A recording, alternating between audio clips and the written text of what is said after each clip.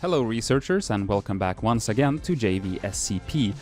This time it's time for the second chapter of our ongoing reading of There Is No Antimemetics Division by Quantum. If you haven't seen the first video in this series, i.e. chapter 1 of this book, it should be linked up in the corner card up there, and there's also a playlist on our channel. Please don't forget to maybe pick up a copy for yourself. It's available on Amazon. Make sure to support Quantum for this, and with that, let's dive into chapter 2, Introductory Antimemetics.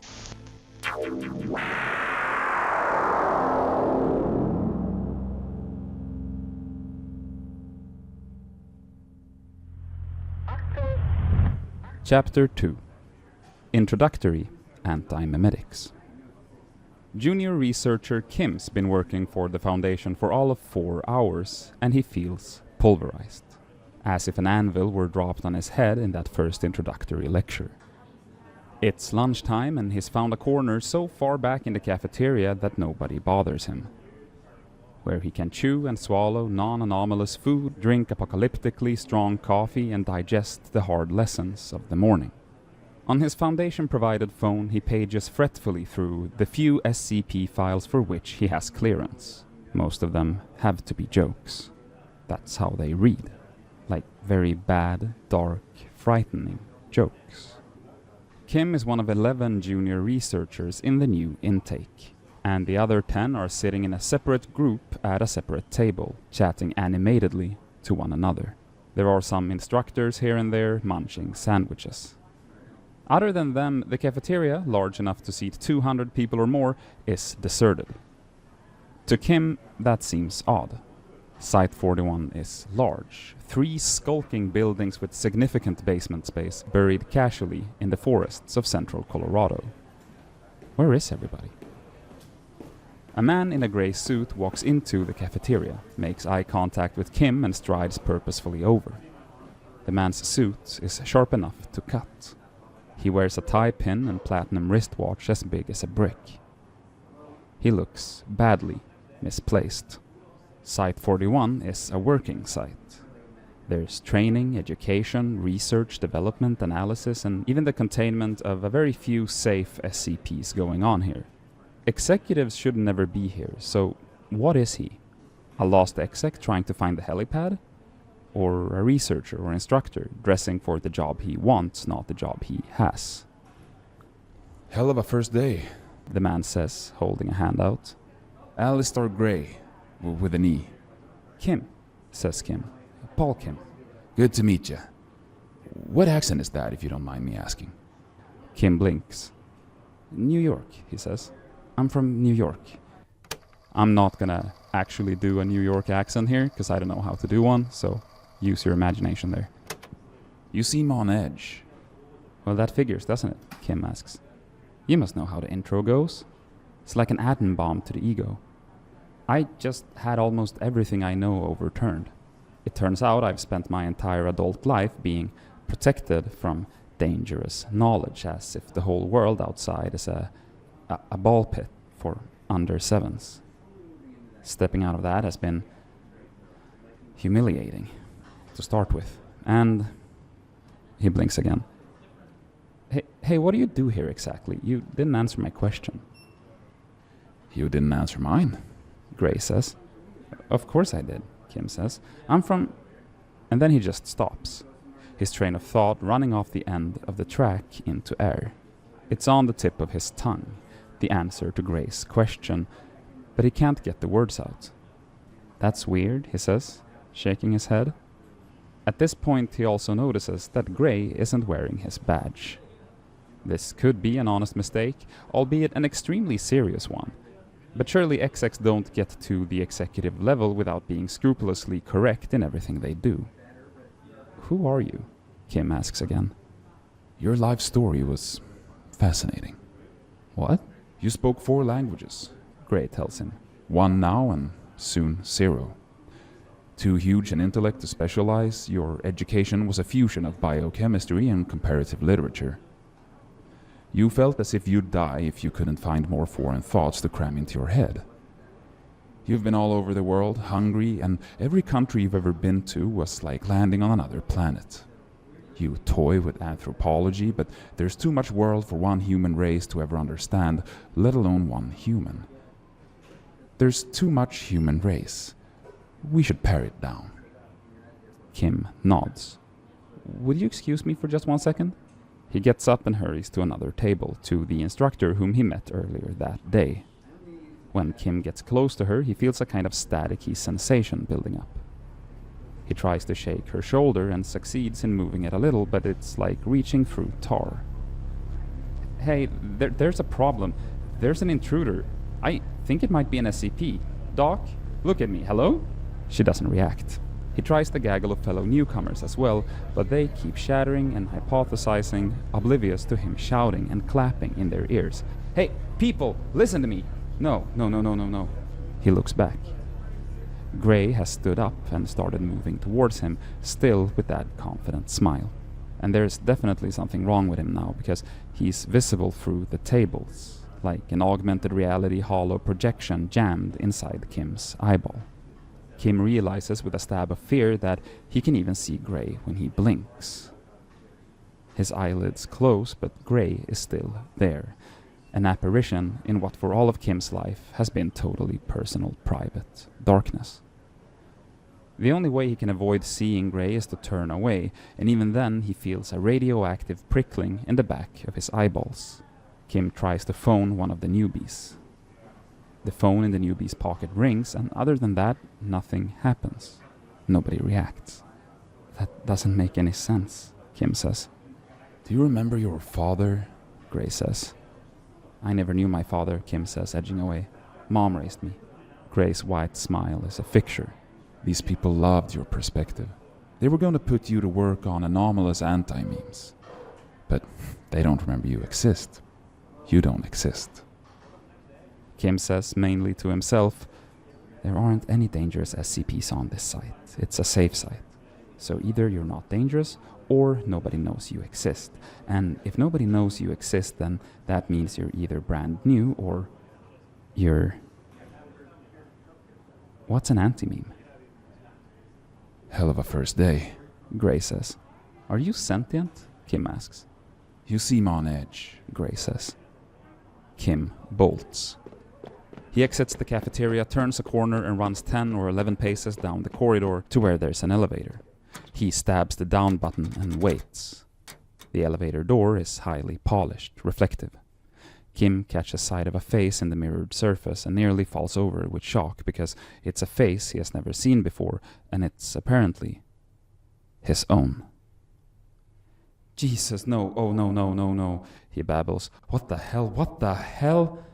Gray comes around the corner, still only strolling, just as the elevator cracks open.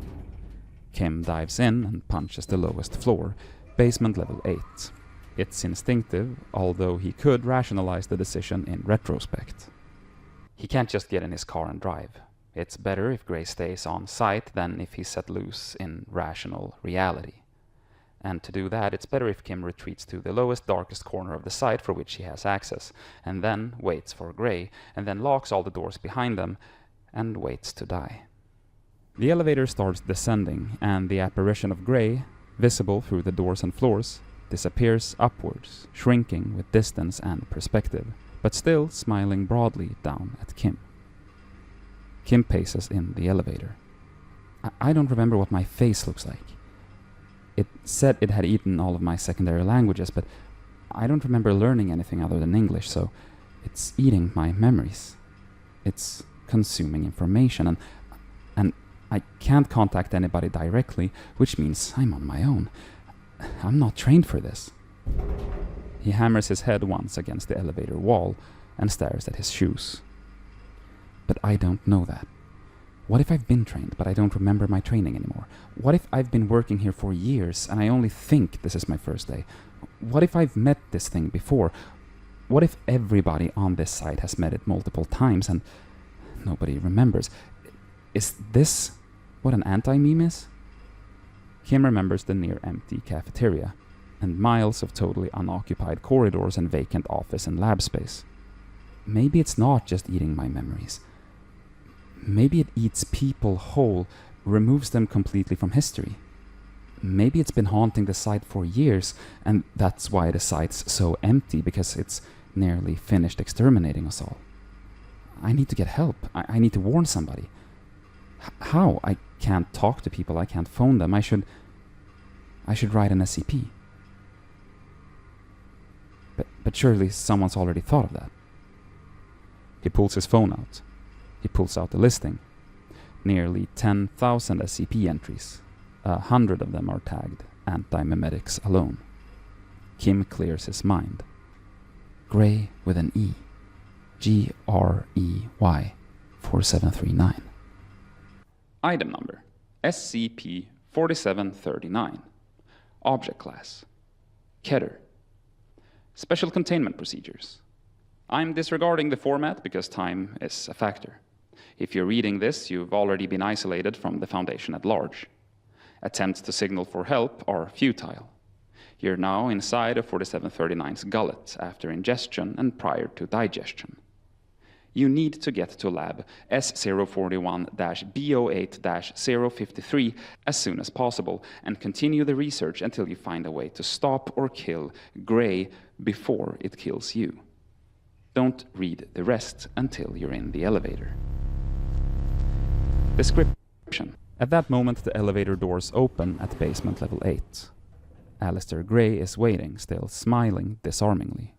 He steps forward. Desperate, Kim hurls his phone over arm at the creature's forehead. It's a solid chunk of metal and it's a dead hit. Gray reels backwards and cracks his skull against the wall. By the time he recovers, Kim is out of sight, harrying away down the left corridor, just echoing fading footsteps on concrete. 2 45-degree turns and room 53 is in sight, the door at the farthest end. It looks like a submarine bulkhead. Kim spots the keypad from way out. 4 digits. He tries 4739 and it works first time. The bulkhead mechanism takes agonizing seconds to open up. Come on, come on, come on. Do you remember your mother? He hears Gray calling down the corridor. I never knew my parents. I was an orphan. Kim hisses under his breath. For a split second he wonders what Gray might really mean by that, but he doesn't have time to dwell on it. The bulkhead opens. Kim slides in and pulls it closed behind him, locking the mechanism up again as if that'll buy him even 1 second. The lab inside is sizable, windowless of course, and stacked to the ceiling with a jumble of equipment which Kim hardly recognizes. There are pieces of thick, shattered glass underfoot. In the corner there's a computer terminal, locked. Kim unlocks it and there's the same entry waiting for him. Description. SCP-4739 is a powerful, slow-acting anti-memetic kill agent, taking the appearance of a male Caucasian business executive calling himself Alistair Gray. SCP-4739 is attracted to dense clusters of organically stored information, essentially extremely knowledgeable, complicated, interesting people. 4739 isolates its victim from the outside world by enveloping them in an anti-memetic field, which makes it impossible for the victim or anything done by the victim to be perceived or remembered. SCP-4739 then consumes the victim's memories and knowledge until they become vegetative and die. This process takes between 15 minutes and 2 hours and is described as being like Alzheimer's disease in fast forward. SCP-4739 is not believed to be sentient, although it imitates the behavior of a sentient being to the extent that it can appear sentient to the inattentive. Its victims are able to move and act freely since it is impossible to escape once caught or to signal for help. Communications such as written notes, graffiti, and electronic mail do not get sent and persist in reality, but SCP-4739's effect spreads with each message, making it impossible for an external observer to perceive the message until such time as 4739 catches them too. The SCP entry, which you are currently reading, is created and maintained by victims of 4739 because it is only visible to victims of 4739. If you are reading this SCP entry, 4739 has caught you. You are now isolated from the Foundation at large and constitute an effective Foundation of 1. You have between 15 minutes and 2 hours to reach Site 41, Basement Level 8, Laboratory 053, familiarize yourself with the existing research and continue this research until you find a way to contain or decommission 4739, or, more likely, die. If your field of expertise is not related to antimemetic containment, we sincerely apologize and advise you to start learning. Fast. SCP-4739 has consumed Foundation researchers since we started counting on August 3rd, 2013. If you're reading this entry for the first time, please add a mark. We estimate at least 50% of victims never make it as far as this database entry, so the true victim count is more than twice this figure. But how do I kill it? Kim screams. He scrolls and scrolls through the research, which is chaotic and haphazardly arranged because nobody has found the spare seconds to sort it out. There are dozens of separate lines of research, contributed in patchwork by a succession of victims, all ending with variations of the same final line. I'm going to try X. If you're reading this, X didn't work and I'm dead, which means that approach X is a dead end and you have to think of something else. He reads.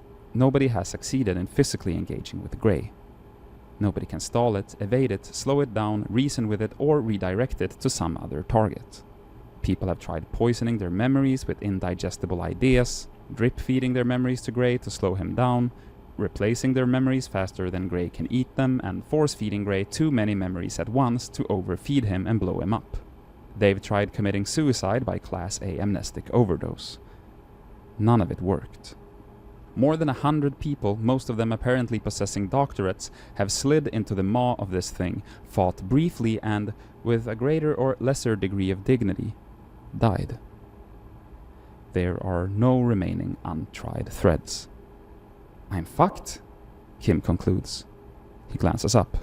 Grey's not in the room yet, but Kim can see him strolling down the last stretch of corridor.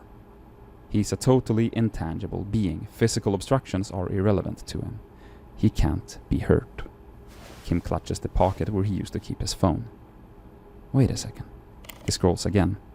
He finds the 3 or 4 sad, desperate wretches who tried confronting Grey physically. Combat knife and Glock. Baseball bat. Kim looks up and checks the room. Sure enough, the bat's there, rolled under a table. One man, an elderly botanist far out of his depth, said that he was just going to try whatever he could find that was heaviest. That explains the shattered CRT television and the light layers of thick glass on the floor near the bulkhead. There's even CCTV footage of the botanist's attempt. He accomplishes literally nothing. Grey is a holographic ghost, and the CRT drops right through him, imploding when it hits the floor at Grey's feet. The botanist spends the rest of the video's running time huddled in the corner, gradually losing his mind, while Grey watches placidly. The difference being, Kim realizes with his eyes boggling, a phone is a solid brick of information. And before me, nobody tried using information as a missile. Kim searches for the experiments, several of them scattered, where the victim tried to divert Grey to a different data source. The general idea seemed to be to overload Grey by pointing him at something containing too much information. The internet, or the terabit feed from a live particle accelerator experiment, or a stack of hard drives containing the first few quadrillion binary digits of pi. But nobody could figure out a way to distract Grey's attention. Prominently placed screens full of data he would ignore. Data beamed at him electromagnetically, radio, laser, had no effect. And nobody could figure out a way to tunnel the information in through the victim's mind as extra memories. It was written off as impossible, closed the line of investigation. The hard drives Kim finds are right there on the workbench next to the computer. It's a half-rack unit, a cuboidal block of metalwork as big and heavy as a bowling ball. One of the most ineffective conceivable melee weapons. Kim snatches up the 3 longest pieces of Ethernet cable he can find and starts plaiting them into a chain. Then he remembers who he is and where he is and what his responsibilities are. He goes to the computer, to the SCP entry, adds himself to the victim tally and writes up exactly what he's about to try. Because he might not be the last one, and the world needs to know that this didn't work. Gray comes through the lab bulkhead to find most of the equipment in the room toppled onto the floor to create room for the black and silver drive array that Paul Kim is whirling around his head on a 2-meter chain made of plated network cable. It makes a low thrumming sound as it whirls. Gray is not intelligent enough to stop moving forwards and catches the array directly in the side of his head. Rack mount point first, like a morning star. Gray absorbs a few trillion digits of the impact, but it isn't enough. There's a green snap of light and a noise like a subway train short-circuiting, and Gray's a pile in the corner, his head caved in and the drive array partially demolished in pieces around him. Kim decides that history can fill in whatever quip it likes best. It was chewing its way up the antimemetics division hierarchy, Wheeler tells him in the aftermath. It was only a matter of time until it bit down on somebody dangerous. Congratulations on demonstrating a basic level of competence when it counted. Dozens of others couldn't. Kim still feels rattled, but the shock is dissipating faster than he'd expected. Marion Wheeler, as it turns out, is the antimemetics division chief. She is Kim's new boss. I want to say that it was dumb luck, Kim says. I want to say that I just threw my phone. It was instinct, it was muscle memory. It was my first day and I got lucky as hell. I want to say those things, but I'm sitting here and turning those statements over, and none of them would be true, would they? Wheeler waits expectantly and says nothing. You're not my new boss, Kim says. You're just my boss. This isn't my first day at all. I've been working here for, well, it must be over a decade, right? I think I've been a professional antimemetics researcher since at least the mid-2000s. It's just that the first thing Gray ate was my memories of everything past the first day, and even then, I see very little luck in what happened today, Wheeler says. Instinct and muscle memory are just deep forms of training. Like I said, a basic level of competence. An ability to piece your own life and all your past knowledge back together faster than nearly anybody else. This is what we try to drill into you. And sometimes, thankfully, it takes. This isn't even the first time we've had this conversation, Kim continues. There have been other incidents with other SCPs with amnestic powers. You've sat there and watched me put myself back together before. And it hasn't gotten old yet, Wheeler admits with something which might be approaching a smirk. How long does it usually take for me to recover? A few months, Wheeler says. But if you want the honest truth, people in this division are as competent on day one as they'll ever be. You come to the job firing on all cylinders or not at all. The rest is just fine-tuning and chemistry. So what you're actually saying is you don't care about my mental state and you need me back at work now, Kim says. Wheeler nods. I need an updated SCP entry just to begin with. I need you to nail down the model for Gray's predatory pattern and exactly how you defeated it. I want you to work out what it did with the bodies, incinerated, disintegrated, or just left them lying around the site in rotting, perceptually cloaked heaps. And I need countermeasures for when it comes back. Oh, no. It's not dead? Wait, Kim says. I think I know this one. It's coming back to me. Ideas don't die.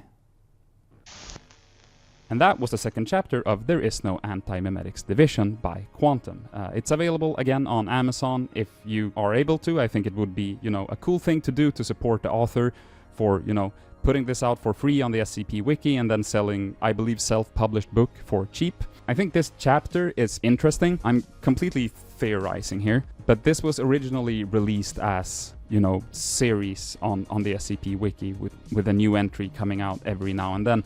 And when reading this as a book, this chapter specifically that we just read kind of sticks out to me. And I wonder if this early on in writing the series, the direction was a little bit different, maybe meant to jump between characters a bit more than it does later. I mean, obviously we haven't gotten further yet, so you don't know where it's gonna go and who it's gonna focus on. But this chapter is a little bit of an outlier, as far as I remember at least. Maybe when we get to the end of the book this time, I'll be like, actually it fits in very well. Not saying that it's, bad by any means. It's just a bit different And especially during a second read-through, which this is for me, I do like react to it a little bit. But that being said, I am thoroughly enjoying this book. I was the first time and I am the second time, and I hope that you are too. Thank you so much for watching JVSCP. Thank you so much for sticking around through the rambly outros and the occasionally rambly intros as well. Somewhere on screen right now should be our patrons if you want to support us, and maybe in particular if you want to support Veeti for all the work they're putting in to make this sound and look nice, despite me providing this terrible fake green screen footage to them. It's a good way to support us. I'm not sure if we have YouTube memberships as well. If not, I'm just deciding right now that let's start YouTube memberships if that's more your thing, and those names will be tacked on to the screen here at the end as well. Veeti, I'm sorry if you now have to go in and set up YouTube membership.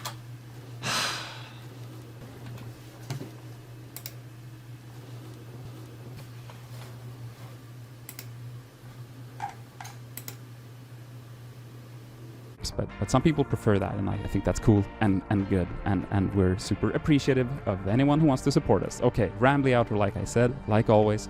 Thank you so much for watching. I hope you have a good day, and we'll see you next week.